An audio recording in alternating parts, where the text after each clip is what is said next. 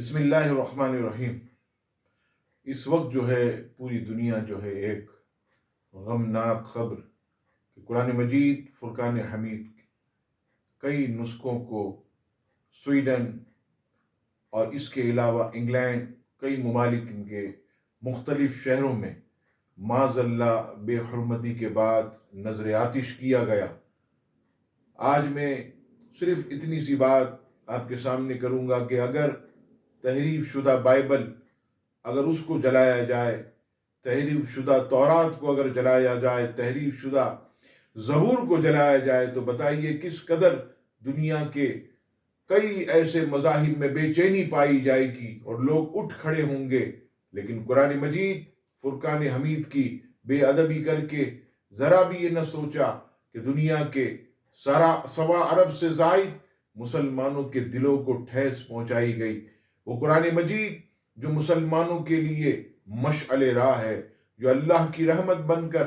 دنیا میں بھیجا گیا، نازل ہوا، اس کی بے ادبی کی جا رہی ہے۔ اور پھر آپ دیکھیے کہ اظہار آزادی کا نام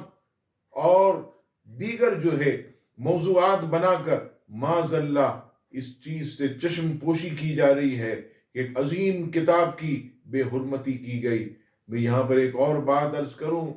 کہ اگر آپ تاریخ کا مطالعہ کریں تو صدیوں قبل قوم ایمال کا کہ جس نے تابوت سکینہ جس کے اندر تورات شریف کے نسخے تھے، اس کی جب بے ادبی کی تو اللہ نے ایسا عذاب اس پر نازل کیا کہ خطرناک بیماری نے اسے گھیرا، نسلیں تباہ ہو گئیں، برباد ہو گئیں۔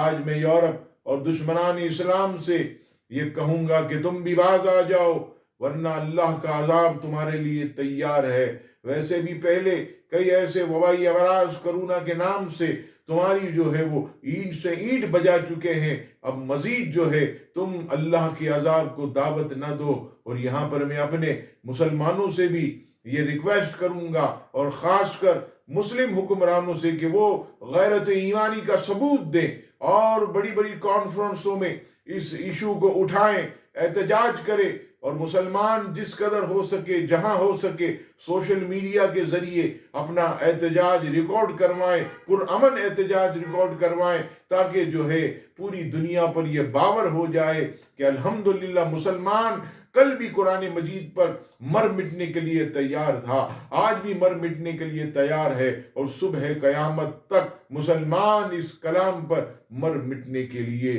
تیار رہے گا۔ اللہ تبارک و تعالی ہم سب کو نبی پاک علیہ الصلوۃ والسلام پر نازل ہونے والی اس عظیم کتاب اور نبی پاک علیہ السلام سے نسبت رکھنے والی ہر چیز کے ادب اور تعظیم کی توفیق عطا فرمائے۔ آمین ثم